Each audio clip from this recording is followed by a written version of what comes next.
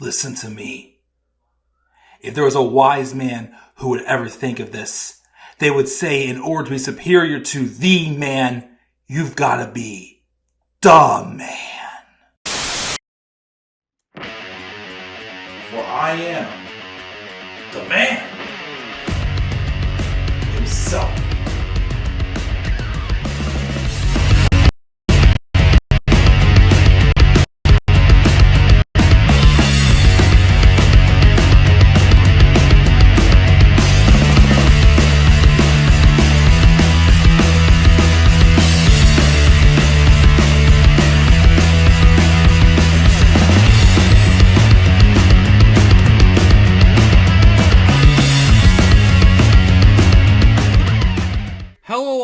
What is going on? How you guys all doing this Sunday afternoon? This is the Club of the Man 1993, and we are here for my review of this past Friday night's edition of Friday Night SmackDown.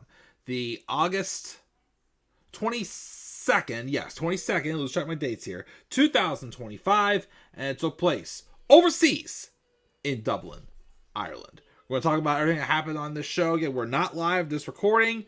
I apologize the other night when I did the Raw live review. I was kind of rushing because I was trying to get a video game to work that I had just got, and I had to go a different route with it, but I got it to work, thank goodness. But I had to go a different route with it, let's put it that way. So I do apologize about that, but this one should be a little bit more, not as rushed, but efficient. Not a ton to say though. SmackDown was better than what we got from the previous week. The previous week felt like a solid glorified house show, if I'm being honest. This one had some things I liked in it, had some things I didn't like that I'm just like, I don't care about this, or just some things I'm just questioning a little bit. But it had some stuff I'm like, I enjoyed this. I can say I enjoyed this. And also, the Dublin crowd was awesome as well. One of the first first live episodes, wrestling events in Dublin. So it was nice for that to happen there as well. And John Cena was on the show as well, too. Further promoting his match with Logan Paul. Kind of had the promo where he basically burns the talent. I wouldn't say he burned Logan as bad as other talents. Like, I feel like he has definitely shrunk down to size Roman Reigns and Austin Theory much worse than Logan. But he had a couple of good lines on Logan Paul, I will say as well. If you want my thoughts also, because it's been a big topic of discussion across the board this past week about WrestlePalooza, I did briefly talk about it in my Raw review this past week, saying how although I'm annoyed by the pettiness that is going with WWE and AEW's competition with each other, but again, if it helps them to do better, then cool. But we'll see, of course, where things go with that. We still got Clash in Paris, which is now still being billed as the last WWE Premium Live event to be on Peacock. So WrestlePalooza will start when they do the ESPN shows. We'll see what I do about that again, because I don't think right now I can really squeeze in another $30 a month to be watching all these. So I might have to just stream it somewhere else. So we'll see what happens with that. But yeah, so SmackDown review now. Some odds and ends hopefully to come throughout the week. But we will have a Clash in Paris preview as well. And a review after the show. Well, sometime after the show next week as well. So, SmackDown this week. Again, we're going to talk about that took place in Dublin. We opened up with the Dublin hometown girl herself, Becky Lynch. Which, I know Becky Lynch is not on Raw. Is on Raw, not SmackDown. But this was reasonable. I was okay with this. Again, I know there's been some weird cross-brand bookings here and there lately, but most of them, they've had a reason for them. So I'm not going to be going off the handle saying, oh, they're not sticking with the brands, whatnot, but they were in Dublin. I'll accept this. And even Nick Aldis mentioned that, he thought bringing Becky to Dublin would be cool, but kind of backfired on him. Because Becky came out. At first, she was getting like a hero's welcome home and a you deserve it chant. Basically, like, playing into the babyface reactions at first, until she healed up and said, how this is the first televised live event from Dublin, Ireland, and now that we're here, she says Dublin does not deserve it, and basically healed up, and also, of course, the crowd started booing her and chanting, "We want Lyra," and of course said, you can't have her because she beat her, and she no longer can challenge her for the title as long as she has it. She also mentions basically how, she gets treated much better in America and how she wasn't welcomed back as a hero in Dublin, all this and that. She basically just rattles down all the good things she's done. Good way to get the heat on her, which was very well done, I would say.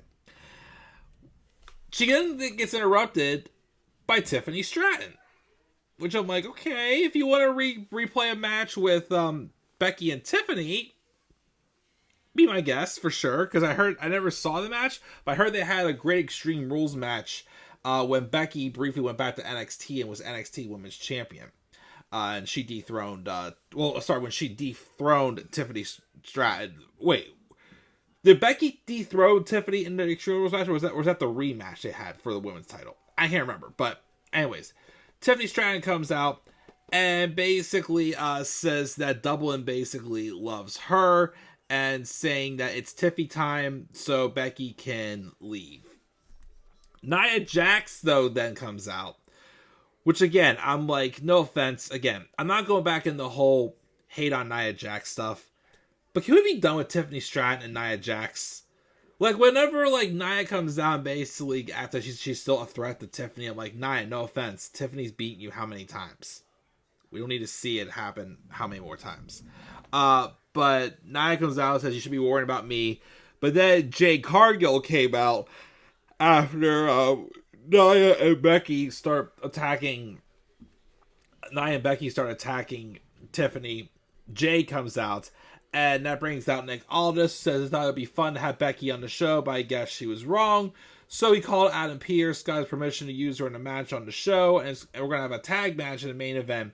Tiffany Stratton and Jade Cargill versus Nia Jax and Becky Lynch. Whatever.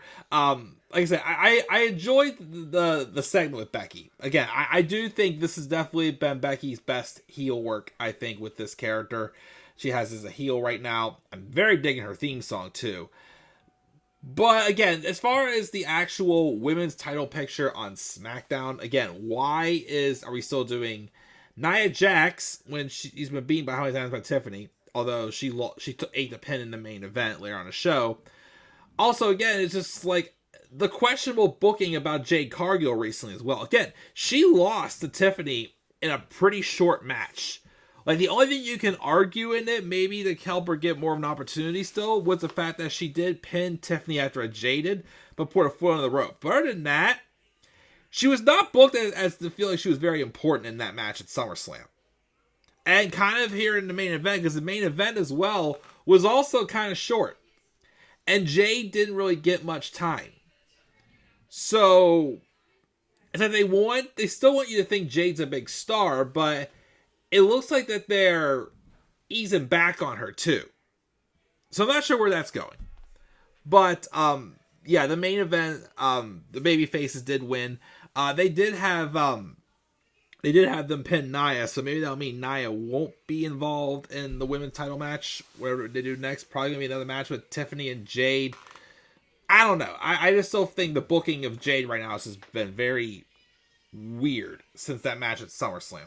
Again, I know I wasn't ready, but I personally wasn't ready to see Jade win the women's title. But again, if you want to get her a women's title match for experience, cool. But again, just have her, benefit from it. And I didn't feel like she really benefited from it, if I'm being honest. But that's how we open up the show. Backstage, we have Carmelo Hayes having an interaction with Fraxium. Until The Miz rolls up, and Melo says he has this. And he defends Miz's legacy, saying he knows all the tricks, and he's smarter than everyone. That's why they're in this position. And then Miz drops their catchphrase called themselves Oz, him, and they get ready to have their match, Melo Don't Miz versus Motor City Machine Guns, which is another good match.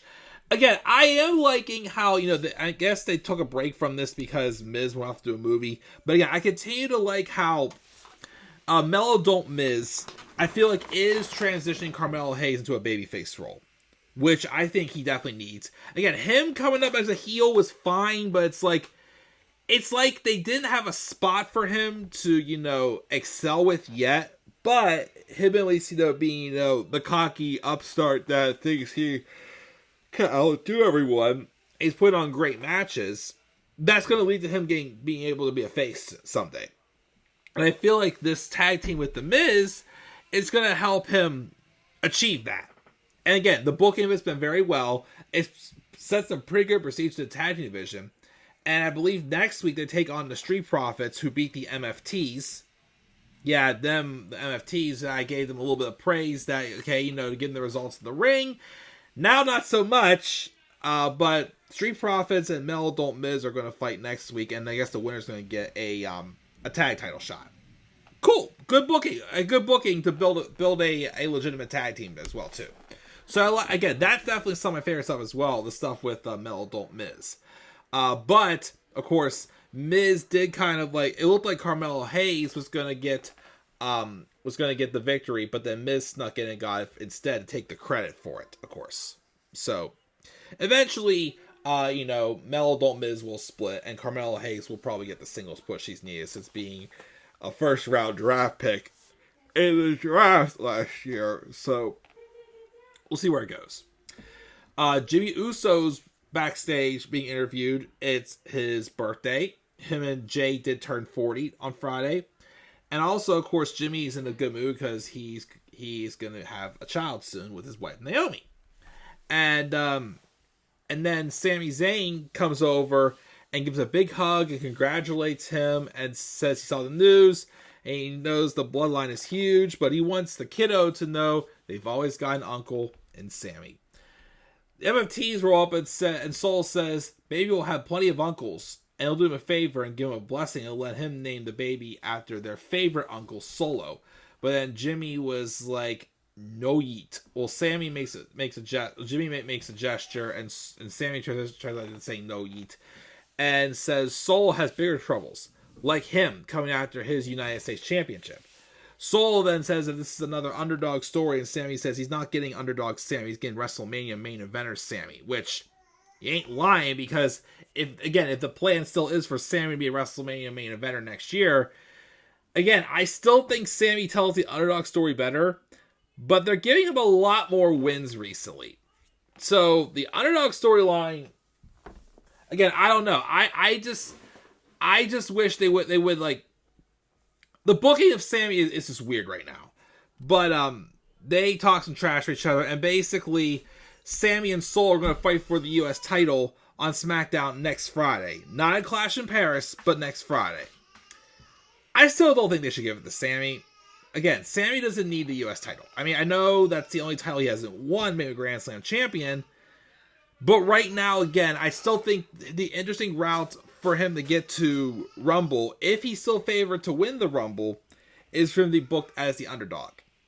And again, I'm tired of them just having like Solo, Sikoa, and his cronies be the ones that eat pinfall losses. Like, they should be, you make it feel like they're supposed to be a dangerous group, but you don't book them like it. So, I don't know. At least that's not being wasted on pay-per-view, it's just on SmackDown, whatever. Also, kind of a surprise here, we did have Charlotte Flair taking on Piper Niven, and even though there was some interference that happened in the match, of course, as well, Piper Niven got the victory. Yeah, Piper Niven, despite, of course, there was some interference involved, beat Charlotte Flair.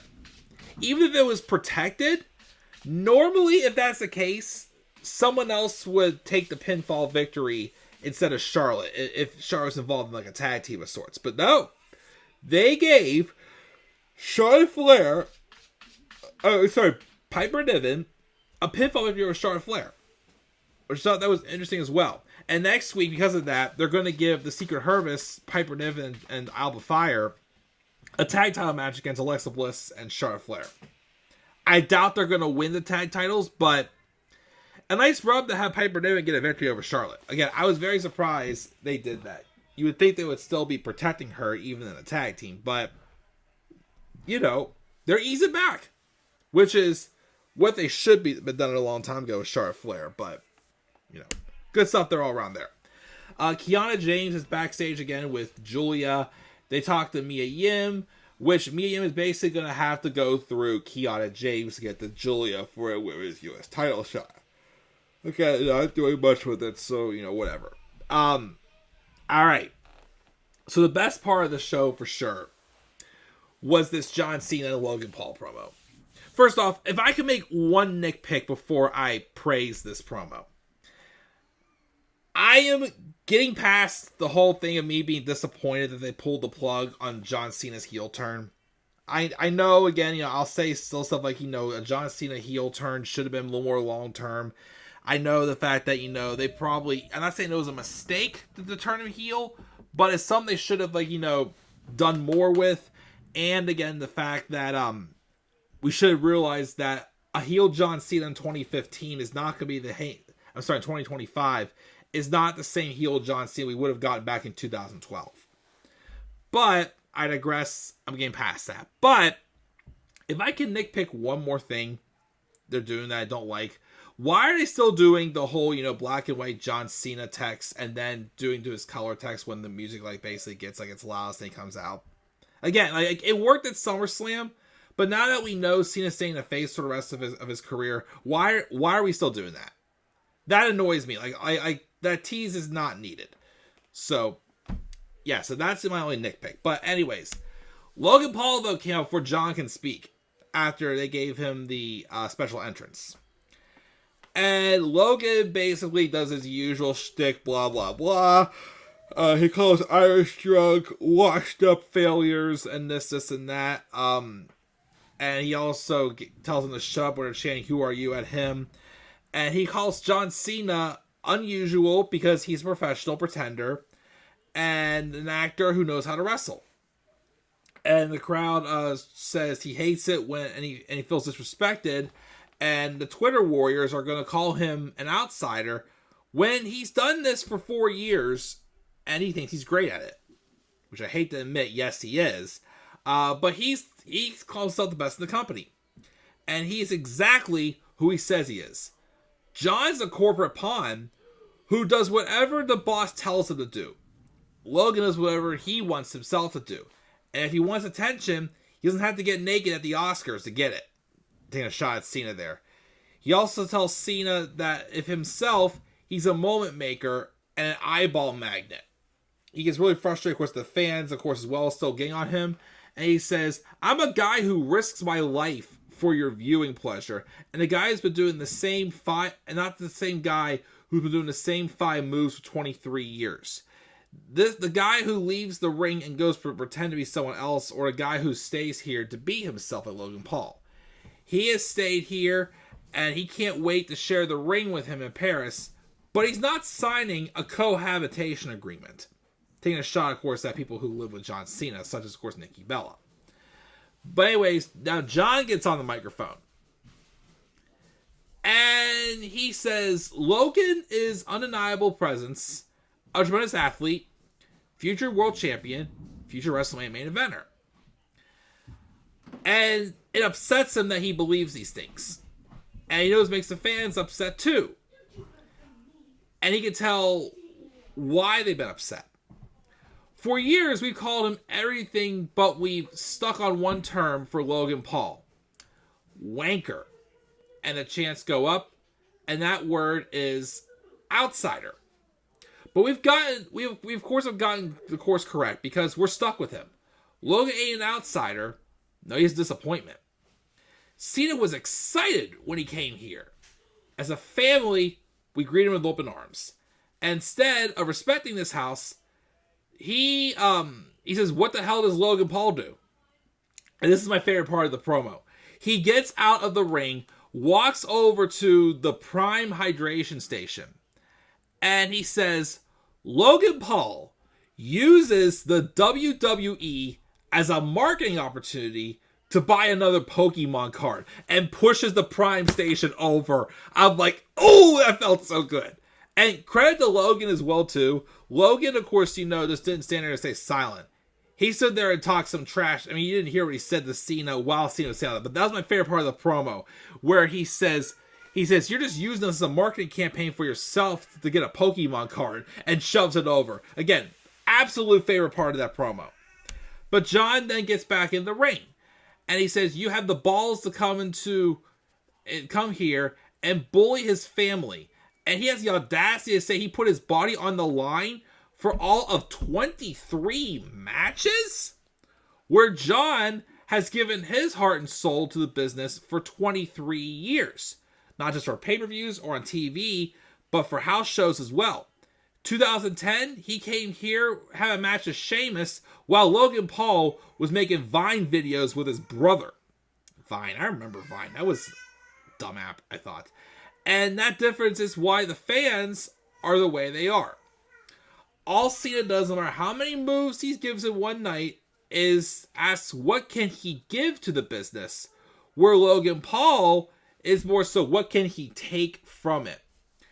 He's dropping wisdom, and of course, Paul, who's trying to disrespect the crowd more, Cena tells him, I'm trying to give you wisdom, so you need to shut your mouth. Because it doesn't matter how high he jumps, or how good his moves are, or how viral he is, people see through his bullcrap and knows he's here for all the wrong reasons. He ain't an outsider. He's a parasite. He's taking opportunities from the launderiness of actual stars that people think he should be wrestling, but instead he's wasting his time with Logan Paul. But Logan got lucky. He said step up. He was the first one that did, and he's got a match.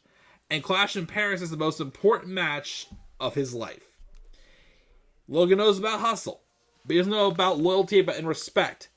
And he understands he's going to make it long term here. This is never his house. He learned the long way that this is the crowd's world. And as far as cohabitation goes, he reads the news. Logan's got plenty of legal trouble, and the only agreement they have is better bring his A game to Paris because his opponent is the greatest of all time. And you think for 1 second that he's going to let Logan just walk on him in one of his final moments and walk in here with his drone selling salt water? He's going to have a long night. He's going to learn what it means to get himself over to the business John loves. Or he's going to beat the ever-living crap out of him.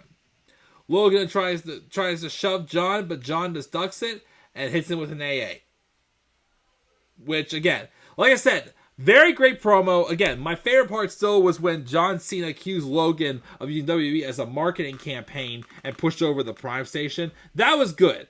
Again, I would say he shrunk Logan down to size as bad as others, but it was still a good promo.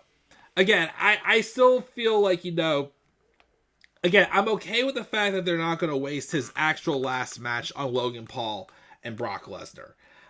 Although, again, after WrestlePalooza, are the rest of his dates just the remaining pay-per-views? Because we'll have, I think after WrestlePalooza, he won't appear again until Crown Jewel, and then Survivor Series, and then whatever they're going to do on December 13th. Which, as of now, that's still planned to be Cena's last match on December 3rd for a special on December 13th. Could be a Saturday night's main event. Who knows? But yeah, good segment there. Great promo by Cena. And yeah, move forward. Jade Cargill was warming up when Tiffany rolls up to complain about not needing her help, but Jade says she needs her at 100%, so when she beats her, there's no excuse.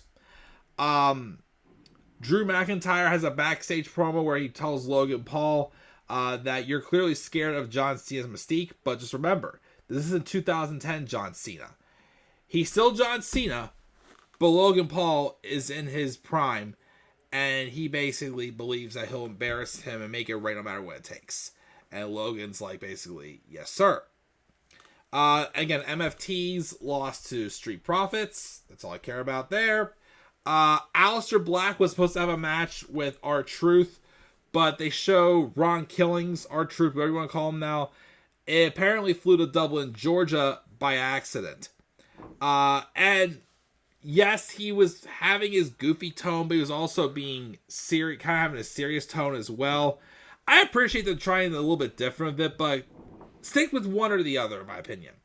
But he says that, I may not be there to fight you, but you have a good friend of mine who's willing to fight you, Black. And it was Damian Priest. They brawled. That was basically it. No match set up yet for them. I'm guessing they're going to do one in Clash in Paris. I don't know. But we'll see, though. Drew McIntyre comes out wanting a medical update on what's going on with Cody Rhodes. When he doesn't get one, he says, well, I'll tell you the update myself. Cody Rhodes is a little bitch. He claims that he is gifting Cody more time with the title, and he should hold it tight and sleep in bed with it and kick his wife out of bed. Take selfies with it. And he'll eventually fight Drew, and the next time he does, he's taking the title. Drew's been walking around backstage, and guess how many times people chastise him for taking Cody out? 0.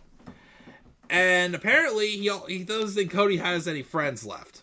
While he's saying that, Randy Orton is appearing behind him, getting all goofy and whatnot, and hits him with an RKO out of nowhere.